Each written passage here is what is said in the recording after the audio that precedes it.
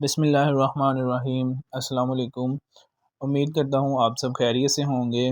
आज हम Microsoft word में अल्हम्दुलिल्लाह उर्दू और इंग्लिश दोनों के एमसीक्यूज़ किस तरह से कंपोज़ करते हैं, किस तरह से टाइप करते हैं, ये सीखने जा रहे हैं। आप लोगों ने देखा होगा कि बोर्ड के जो पेपर होते हैं मोस्टली मैट्रिक के और आगे first year, second year, third year, fourth year के, वो उर्दू और इंग्लिश दोनों में लिखे होते हैं और उनके आंसर जो होते हैं उनकी भी इंग्लिश से उर्दू और उर्दू से इंग्लिश में ट्रांसलेशन की होती है। तो आज हम वो किस तरह से पेपर बनाते हैं, किस तरह से उनकी कंपोजिंग होती है, उनकी सेटिंग किस तरह से करते हैं, ये आज हम सीखने जा रहे हैं। अच्छा, जिसने मेरी ये वीडियो कंप्लीट देख ली और इसको समझ लिया तो वो इंशाल्लाह एमसीक्यूज़ और क्वेश्चन आंसर वर्ड में लिखने के काबिल हो जाएगा। तो चलिए अल्लाह के पाक और बबरकत नाम से स्टार्ट करते हैं। माइक्रोसॉफ्ट वर्ड का पेज मैंने ओपन कर लिया है। आपने सबसे पहले इसका लेआउट पे जाना है। पेज लेआउट पे जाने के बाद आप यहाँ से इसका साइज़ पहले रखेंगे, तो उसके बाद मार्जिन की बारी आती है कि आपने पेज का मार्जिन किस तरह से रख रहे हैं। आप इसका मार्जिन नैरो रख लीजिएगा। नैरो मार्जिन जो होता है वो 0.5 होता है, टॉप से, बॉटम से और लेफ़्ट राइट चारों तरफ से 0.5 का मार्जिन दिया हो तो वो नैरो मार्जिन होता है। इसके बाद आपने इसकी डायरेक्शन चेंज कर लेनी है। उर्दू वाली साइड पे इसकी डायरेक्शन कर लेनी है। जैसे मैंने आपको पिछली वीडियोस में बताया है कि जब हम उर्दू लिखते हैं तो उसकी डायरेक्शन चेंज कर लेते हैं। यहाँ से इसकी डायरेक्शन चेंज हो जाएगी। ये माउस पॉइंटर आपका इस तरफ आ गया। अब हम इसको ऊपर से थोड़ी सी स्पेस देते हैं, दो तीन दफ़ा एंटर प्रेस करके माउस पॉइंटर नीचे लेके आएंगे। यहाँ पे हम इंसर्ट टेबल पे जाएंगे और वहाँ से टेबल इंसर्ट करेंगे। टेबल आपने इस तरह से इंसर्ट करना है कि एक तो आपका होगा ना सीरियल नंबर, एक कॉलम में सीरियल नंबर आ जाएगा, एक में आपका क्वेश्चन आ जाएगा, उसके आगे तीन तीन ऑप्शन होते हैं एमसीक्यूज़ के और चार भी होते हैं। अगर आपके पास तीन ऑप्शन है तो आपने आगे तीन कॉलम बना लेने हैं, अगर चार हैं तो आपने चार कॉलम बना लेने हैं। मैं अभी आप लोगों को चार कॉलम वाला ही बनाना सिखा रहा हूँ, ठीक है। तो ये दो, एक सीरियल नंबर का है और सेकंड वाला क्वेश्चन के लिए उसके आगे आपने चार कॉलम मज़ीद बनाने हैं, एक, दो, तीन और चार, इस तरह से। अब आप इसकी सेटिंग इस तरह से बनाएंगे कि जो सीरियल नंबर वाला है इसको हम छोटा रख लेंगे, बिकॉज़ इसमें जस्ट नंबरिंग ही आनी है, इतने इसको कर लेते हैं। और ये जो बाकी के सेल्स हैं इनको हम, ये जो जिसमें क्वेश्चन आना है इसको बड़ा कर लेते हैं और जो बाकी के चार सेल्स हैं इनको भी हम छोटा कर लेते हैं क्योंकि इसमें आंसर आना है। तो इन चारों सेल्स को हम सेलेक्ट करेंगे।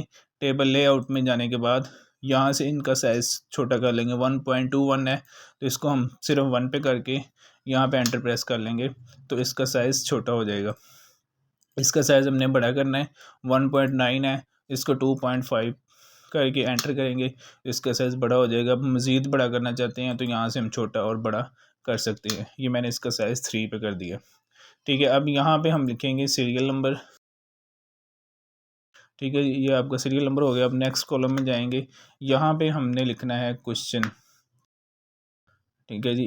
कंट्रोल ई करने से ये सेंटर में आ जाएगा और अगर आपने इसको बिल्कुल सेंटर में करना तो टेबल लेआउट में जाने के बाद यहाँ से आप इसको सेंटर में कर सकते हैं, ठीक है। अब नेक्स्ट कॉलम में यहाँ पे हमने इसके आंसर्स लिखने होते हैं तो यहाँ पे हम लिख लेंगे जी ऑप्शन ए, बी, सी और डी। चारों सेल्स को आप सेलेक्ट करेंगे इस तरह से और यहाँ से इसको सेंटर में कर देंगे तो ये इसका जनाब सेटिंग बन जाएगी। अब नेक्स्ट स्टेप है हमारा कि हमने एमसीक्यूज़ कैसे कंपोज करना है, किस तरह से लिखना है, ठीक है। अब नीचे हमने टैब प्रेस करना है, लास्ट वाले कॉलम में आके टैब प्रेस करेंगे तो नीचे ऑटोमेटिकली एक नया कॉलम आपके पास इंसर्ट हो जाएगा। ये देखिए मैंने टैब प्रेस किया है तो इसमें एक नया कॉलम इंसर्ट हो चुका है। जब भी आप टेबल में एक वर्किंग कर रहे हों और आपने नया कॉलम इंसर्ट करना हो तो उसके लिए आपने हमेशा टैब ही यूज़ करना है। अच्छा जी, उसके बाद अब ये जो नेक्स्ट कॉलम है इसमें हमने यहाँ पे 1 2 लिखनी है, यहाँ पे हमने सवाल लिखना है और यहाँ पे ऑप्शंस लिखने हैं। ये जो क्वेश्चन वाला कॉलम है इसको हम टेबल लेआउट में जाने के बाद यहाँ से राइट साइड पे इसकी डायरेक्शन कर लेंगे कि ये राइट साइड से शुरू होना चाहिए और ये जो सारे सेल्स हैं ये सेंटर में ही रहेंगे। इस तरह से आपने इसकी सेटिंग बनाने के बाद इसमें यहाँ पे 8-10 सेल्स हम यहाँ पे ऐड कर लेंगे। जितने हमारे पास एमसीक्यूज़ होंगे हम उतने सेल्स यहाँ पे ऐड कर लेंगे। ये सेल्स ऐड करने के बाद अब हमने इनको यहाँ से, ये जो सेल है इसको भी हमने टेबल लेआउट में जाने के बाद इसकी सेटिंग भी यहाँ से सेंटर में कर लेनी है और होम टैब पे जाना है होम टैब में जाने के बाद इसके अंदर हम बुलेट लगा देते हैं। 1 2 लिखनी है तो 1 2 वाला बुलेट लगा देंगे, ठीक है जी। और अगर आपने रोमन काउंटिंग लिखनी है तो रोमन काउंटिंग वाला बुलेट भी आप यूज़ कर सकते हैं। मैं यहाँ पे रोमन काउंटिंग वाला बुलेट यूज़ कर रहा हूँ, ठीक है। ये 11 MCQs हो गए थे, इसमें से एक मैं ख़त्म कर रहा हूँ। पूरे 10 MCQs का मैं यहाँ पे टेबल बना रहा हूँ, ठीक है जी। अब ये हमने टेबल भी ड्रॉ कर लिया, इसमें नंबरिंग भी कर ली। अब बारी आती है कि हमने इसमें MCQs उर्दू में किस तरह से लिखने हैं और इंग्लिश में किस तरह से लिखने हैं। ये आपकी मर्ज़ी है कि आप पहले उर्दू लिख लें या इंग्लिश लिख लें, लेकिन मोस्टली पहले उर्दू होती है और उसके नीचे इंग्लिश होती है। तो मैं भी पहले ऐसे ही करूँगा, पहले उर्दू लिखूँगा और बाद में उसकी इंग्लिश में ट्रांसलेशन करूँगा। तो उर्दू लिखने के लिए आपके पास पाक उर्दू इंस्टॉलर होना ज़रूरी है। इस पे भी मैंने एक वीडियो बनाई है कि पाक उर्दू इंस्टॉलर को किस तरह से आपने डाउनलोड करना है और अपने MS वर्ड में अपने कंप्यूटर में इसको किस तरह से यूज़ करना है, ठीक है। अगर जिसने मेरी वीडियो नहीं देखी, मैं उसका लिंक डिस्क्रिप्शन में दे रहा हूँ, आप वहाँ से भी मेरी वीडियो देख सकते हैं और आप पाक उर्दू इंस्टॉलर अपने कंप्यूटर में ईज़िली इंस्टॉल कर सकते हैं और उसको यूज़ कर सकते हैं। पाक उर्दू इंस्टॉलर इंस्टॉल करने के बाद आपने वर्ड में जब भी उर्दू लिखनी हो तो उसकी शॉर्टकट की है, पहले मैं बता चुका हूँ कि उसकी शॉर्टकट की है Shift+Alt। Shift+Alt करने से आप इंग्लिश से उर्दू और उर्दू से इंग्लिश लैंग्वेज चेंज कर सकते हैं। अभी मैंने Shift+Alt+ किया है तो हमारे पास उर्दू में लैंग्वेज चेंज हो गई है। तो मैं यहाँ पे उर्दू में लैंग्वेज चेंज करने के बाद यहाँ पे हम जो इसका फ़ॉन्ट है वो जमील नूरी नस्तलीक सेलेक्ट कर लेंगे, क्योंकि जो उर्दू का सबसे बेस्ट फ़ॉन्ट है वो जमील नूरी नस्तलीक है। अगर आपके पास ये फ़ॉन्ट नहीं है तो आप नेट से डाउनलोड कर लें। इस पे भी मैं एक वीडियो बनाऊंगा कि वर्ड में किस तरह से फ़ॉन्ट्स डाउनलोड करके तो इंस्टॉल किस तरह से करते हैं। तो चलिए मैं पहले MCQs लिखने जा रहा हूँ। सबसे पहले MCQs है हमारे पास।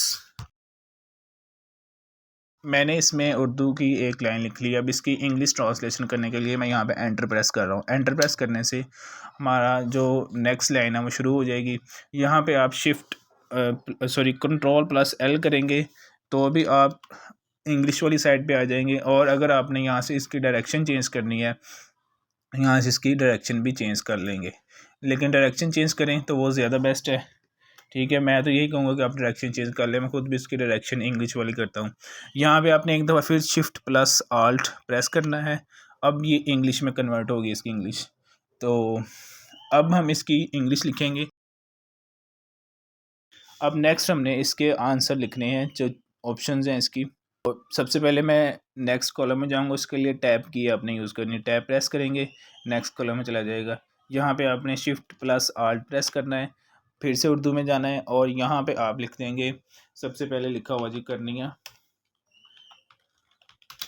करनिया, ठीक है। इसको हमने पहले करना है जमील नूरी नस्लिक में, इसका फ़ॉन्ट करना है, ठीक है। यहाँ पे भी हम जमील नूरी नस्लिक में इसका फ़ॉन्ट कर लेंगे, ठीक है।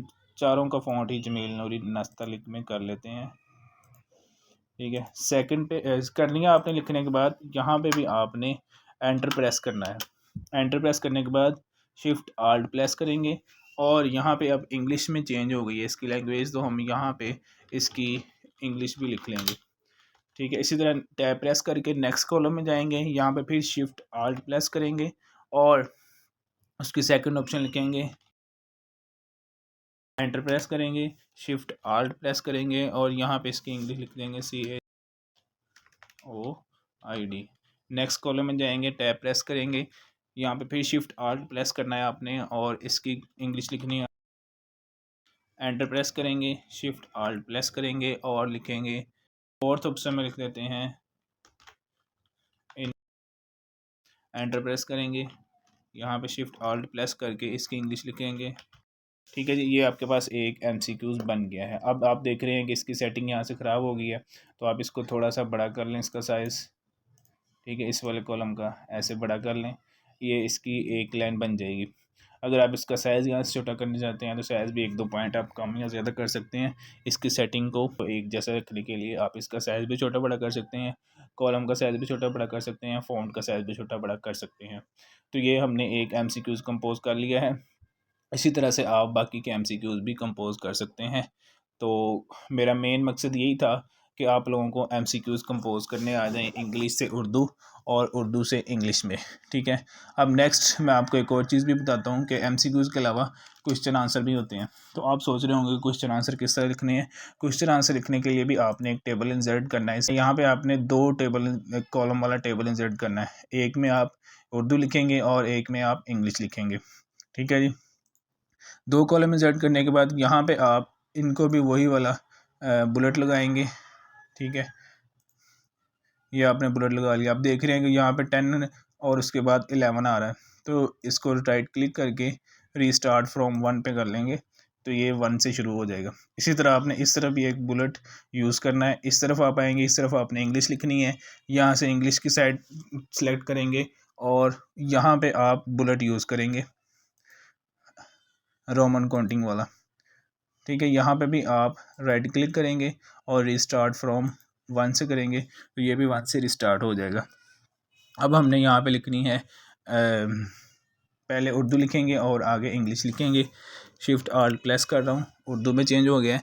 अब यहाँ पे हमने आंसर क्वेश्चन लिखना है जी और आगे इसकी इंग्लिश लिखनी है।